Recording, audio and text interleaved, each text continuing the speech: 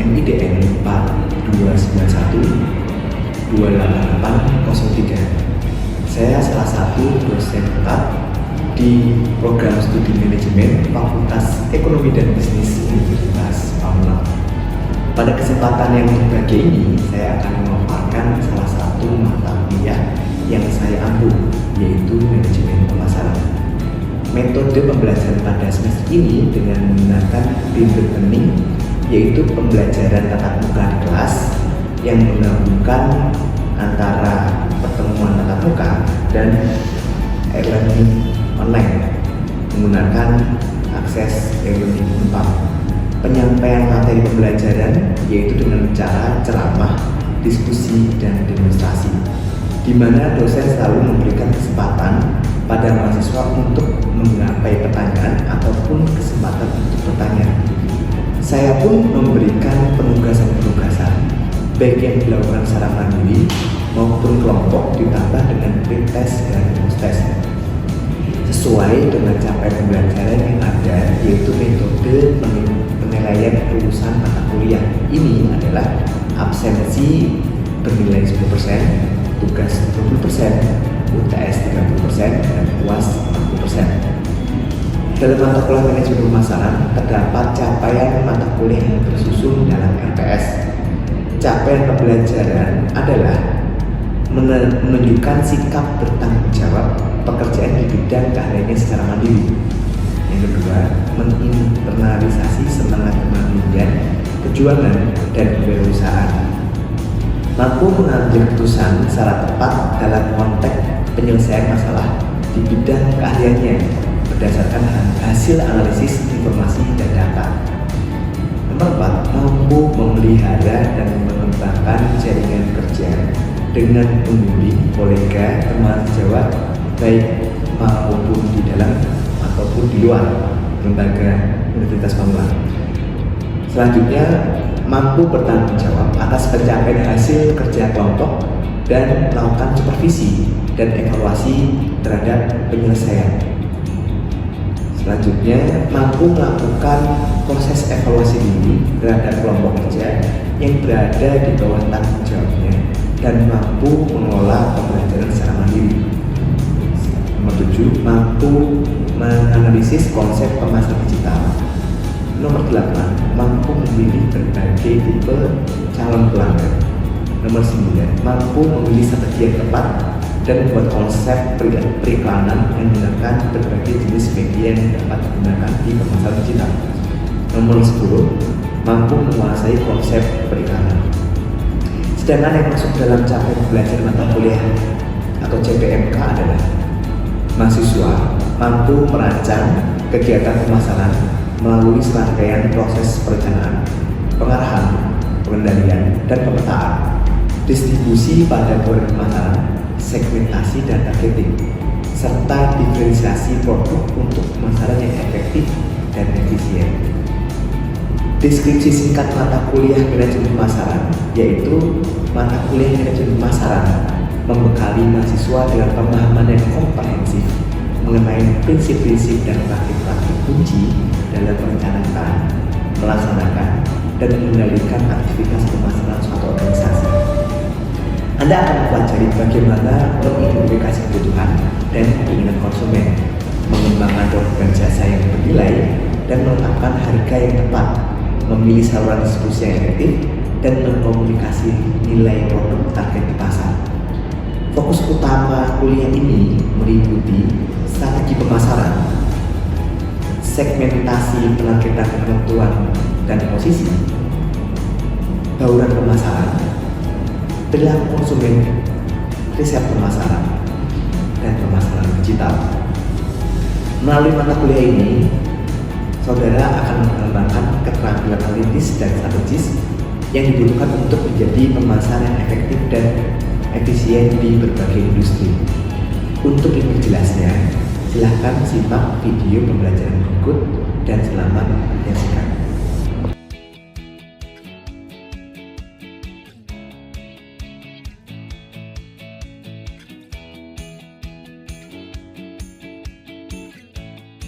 Oke, selamat siang. Assalamualaikum warahmatullahi wabarakatuh. Waalaikumsalam.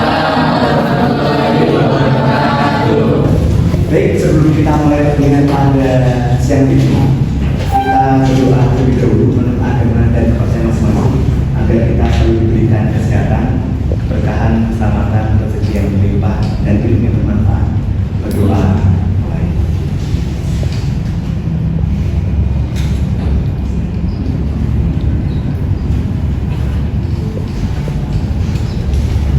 Doa selesai. Untuk pertemuan kali ini kita sudah di pertemuan 9. Pembahasan kita adalah STP. Nah, mungkin teman-teman ada yang sudah memahami atau sudah tahu tentang STP, mungkin bisa angkat. Belum? Baik, jadi hari ini kita akan bersama-sama mencari tahu apa itu STP. STP, S-nya adalah iya, betul, segmentasi. T-nya adalah dan P-nya apa sih? Targeting, positioning, dan segmentasi itu. Nah, kita lihat ke pertemuan selanjutnya. Sebelum itu, perkenalkan, nama saya Hadian Tajudin. Kita ada di kelas manajemen pemasaran.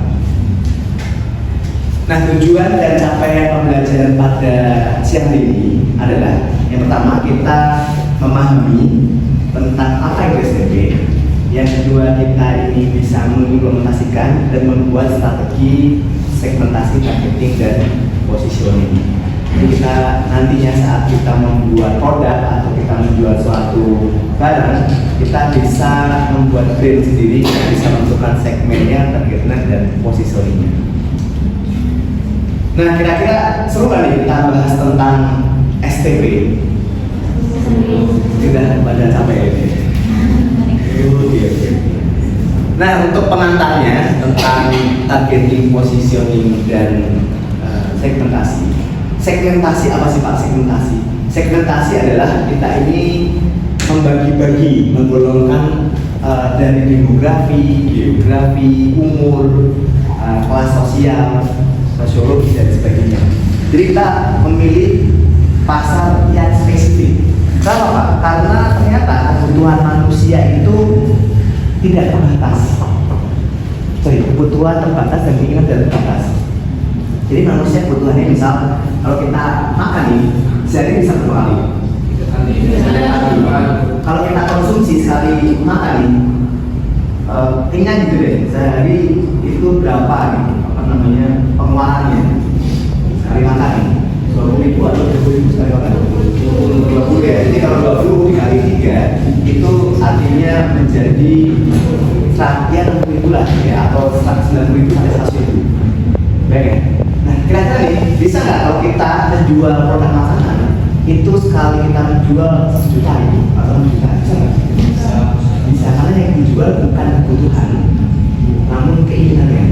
Jadi keinginan itu bisa membuat kita ini membeli tanpa nasional ya, atau impulse buying. Karena kalau kita ke mall gitu, atau kita membeli sesuatu yang seharusnya kita nggak butuh-butuh amat, tapi masalahnya kita pingin banget. Pinginnya ini bisa dari konten, dari temen gitu, atau dari kita influencer atau racun ya istilahnya, racunan gitu ya. Nah gitu. Nah, sampai di sini ada terkait segmentasi. Ini ada yang ditanyakan tentang segmentasi? Boleh angkat tangan? Jelas, cukup jelas.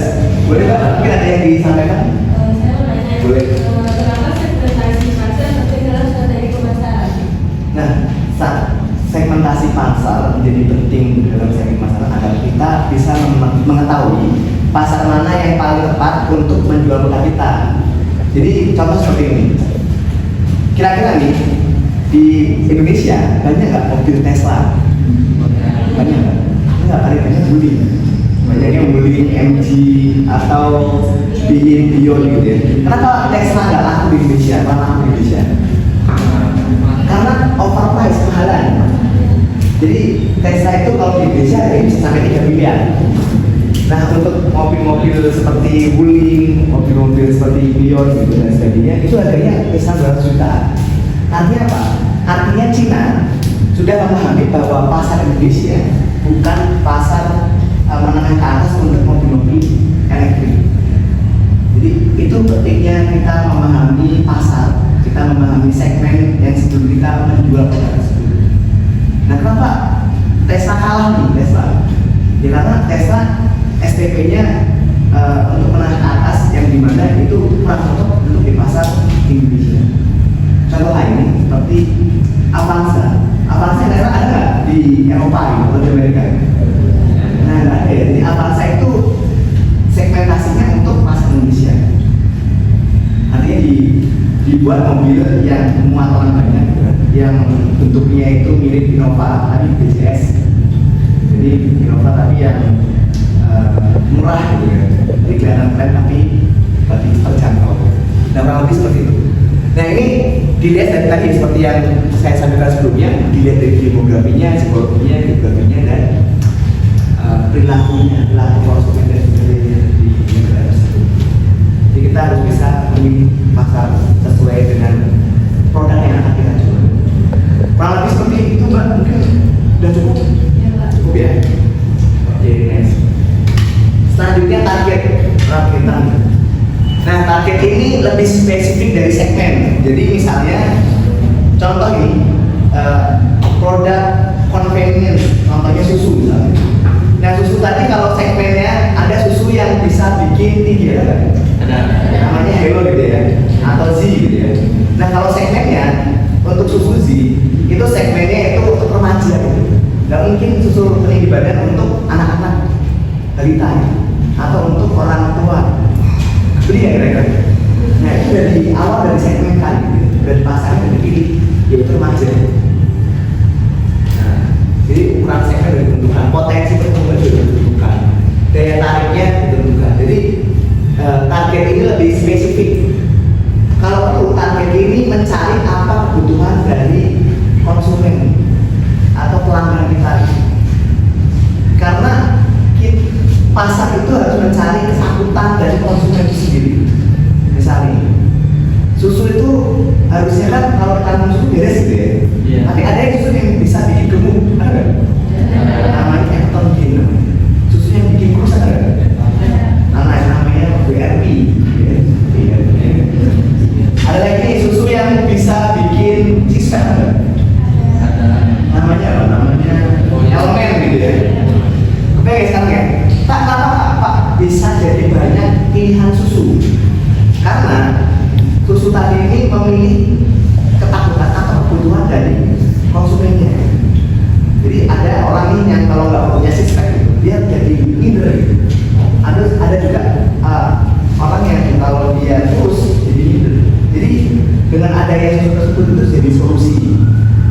Jadi target ini menargetkan pasar yang spesifik. Misal kalau dibuat kalimat untuk susu Z misalnya. Susu Z itu untuk remaja umur 15 sampai 17. Nah, pria laki-laki, wanita pria dengan targetnya yang ingin tinggi. Jadi kalau yang nggak ingin tinggi udah 2 meter misalnya, masih ingin susu Z ya? Enggak kan? Nah, oke, jadi konsepnya di target itu adalah menjurus ke pasar yang lebih spesifik. Dapat dari mana Pak? Dapat dari si segmennya tadi. Jadi kalau udah kita dapat segmennya, kita harus cari pasar yang lebih spesifik untuk kita mendapatkan apa yang mereka inginkan atau mereka butuhkan. Terlebih mereka inginkan, karena keinginan itu tidak terbatas gitu. Keinginan manusia itu terbatas. Oke, sekarang positioning. Apa sih Pak konsep dari positioning? Nah, positioning ini akhirnya si brand tersebut, merek tersebut atau produk tersebut memposisikan diri bahwa kita hadir sebagai solusi, sebagai bermanfaatan atau sebagai yang dicari oleh konsumen tersebut. Jadi kalau bisa susu ini susu yang bisa bikin tinggi, susu yang membuat kita gemuk. Kita ulangi ya, susu yang bisa bikin gemuk namanya susu apa? Susu yang bisa bikin tulang kuat. Susu yang bisa bikin tulang kuat.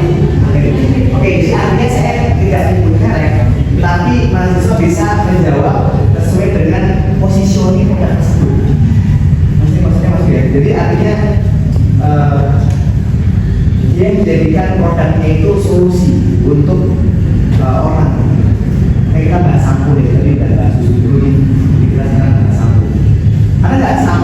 yang bisa menangin tombe?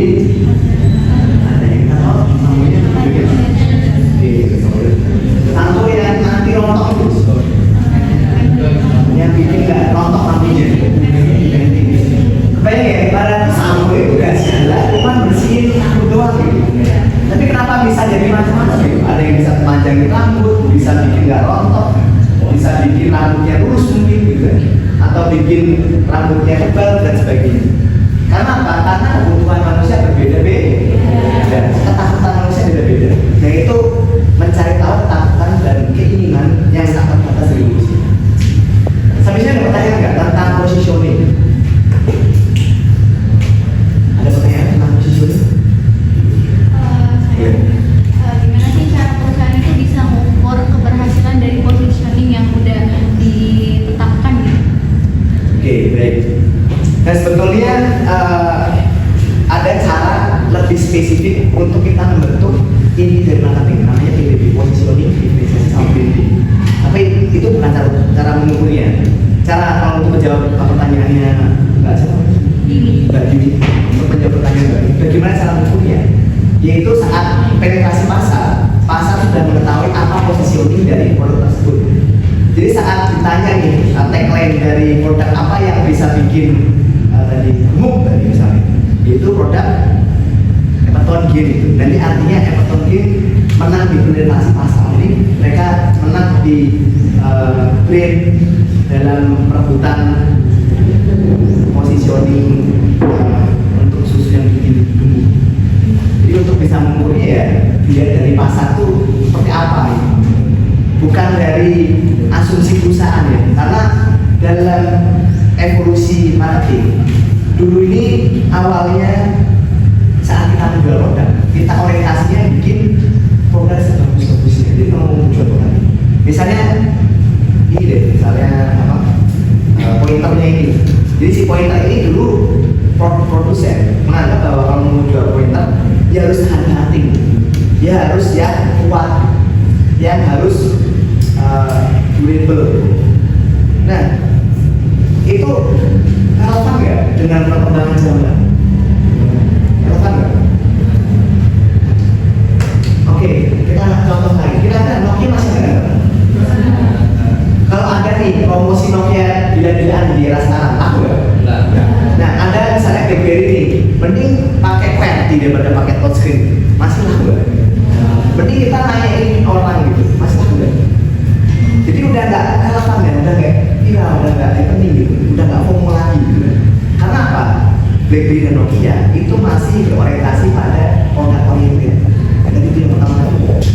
Belum ke revolusi yang selanjutnya, yaitu namanya customer oriented. Jadi yang penting adalah kita tahu nih customer itu maunya apa. Jadi kalau dulu ini orang pakainya QWERTY, handphone yang QWERTY, oh ternyata customer maunya layarnya yang luas, yang lebar, yang AMOLED, yang kalau dilihat itu jelas dan gambarnya jelas. Oleh karena itu dulu Apple tuh menang tuh. Nah, menyusul Samsung nih jualan juga yang layarnya luas, yang layarnya lebar gitu ya. Nah, itu juga ikut laku. Dan disitulah dulu asal-asal handphone yang sekarang punya layar, handphone yang layar full layar nggak ada tombol. Karena apa ya? Karena perilaku manusia kita nggak tahu. Pak sudah apa lagi Pak? Contohnya muncul teknologi VR. Kalau di Apple tuh itu ada jual produk enggak yang cuma handphone, tapi jualnya VR. Namanya Apple Vision Pro. Jadi yang dia jual apa yang dia jual? Produknya yang dia jual masih langsung. Jadi yang lain itu belum jualan metaverse itu, dia udah jualan metaverse duluan. Artinya apa? Artinya kita lebih dulu dari yang lain. Yaudah, next, sebenarnya apa ya next? Artinya produk untuk handphone mungkin digantikan dengan VR. Itu ya, ini namanya metaverse. Oke, ada lagi positioning tentang STP. Mungkin ada gambar memudahkan kita pembahasan tadi yang bulat-bulat ini tadi itu berbagai macam kelompok gitu ya, ada laki-laki, perempuan, umur tua, umur muda, Nah di sampingnya udah mulai memilih. Saya milih yang bulat warna biru karena di situ bulat ada macam-macam warnanya. Nah selanjutnya gimana Pak? Selanjutnya memposisikan diri, udah yang bulat saya ambil, saya jadikan bahwa saya itu mau menjadi solusi untukku. Jadi memposisikan diri bahwa produknya ini solusinya buat apa, manfaatnya buat apa, produknya buat apa. Karena saat kita udah di posisi positioning, itu produk yang kalian pasti dicari. Kalau orang bilang pasti dicari. Oh saya itu mau cari misalnya sabun yang bisa bikin hitam misalnya. Kan udah banyak kan sabun yang bikin putih kan. Nah kan kalau orang timur misalnya, orang Nigeria, orang negro, emang sabunnya bikin putih? Enggak kan? Jadi dia nggak laku untuk hias dengan juga sabun putih tidak laku. Lakunya apa? Lakunya sabun yang bisa bikin dia tetap hitam gitu. Jadi nggak laku tuh lipstick yang bikin merah nggak laku. Karena ya sesuai sama segmentasi. Ya. Nah ini tadi contoh kasus di Tesla. Tadi Tesla ini di Indonesia kenapa nggak pakai di Indonesia? Karena Tesla ini terlalu menganggap dia itu produknya eksklusif. Karena ini kalau orang beli mobil di bahasa Indonesia, mobil 3 miliaran itu banyak orang juga. Dan itu pun kalau ganti baterainya itu bisa miliaran juga. Orang nggak mau beli berpikir kali ya. Nah, oleh karena itu produknya nggak laku gitu ya. Karena segmennya itu jelas dia untuk yang menengah ke atas, yang mengatakan bahwa Tesla ini eksklusif, yang seharga ya mobil sport, mobil Ferrari dan sebagainya. Nah targetnya siapa? Targetnya orang kaya yang mau punya mobil listrik yang canggih, yang autopilot. Karena setahu saya ini di Indonesia untuk mobil autopilot belum ada, kecuali Tesla, enggak? Ya. Yang bisa ditinggal. Nah yang terakhir penentuan positioning. Nah di Indonesia juga positioning Tesla ini kurang tepat. Karena apa? Karena ya kita kebutuhannya bukan untuk mobil dulu. Kita kebutuhannya untuk kebutuhan sehari-hari dulu, betul nggak? Kita sehari-hari dulu, kebutuhan untuk sekolah dulu, kebutuhan untuk rumah dulu. Mobil listrik yang seperti ini bukan sebagai produk yang kebutuhan untuk kita. Itu jadi produk inilah yang punya tadi sesuai dengan segmennya tadi, menengah ke atas yang punya uang lebih untuk mempunyai mobil listrik yang bisa auto. Nah kira-kira dari pembelajaran hari ini apa yang didapatkan oleh teman-teman mahasiswa? Jadi kita udah di closing statement. Silakan mungkin teman-teman ada yang mau menyampaikan hasil dari pembelajaran pada siang ini. Boleh? Boleh? Enggak boleh? Dari oke. Dari pembelajaran kali ini mungkin jadi saya atau teman-teman yang lain jadi bisa tahu mengenai dari segmentasi pasar, targeting ataupun positioningnya. Begitupun ini pun sangat bagus juga ya buat teman-teman atau saya kedepannya yang emang pengen ada usaha atau apa, jadi kita bisa lihat gitu mulai dari targetingnya, cara menentukannya kayak gimana dan tujuan-tujuannya gitu. Baik. Luar biasa, tepuk tangan untuk Mbak Dwi. Oke, baik, terima kasih untuk hari ini. Jika ada saya kekurangan atau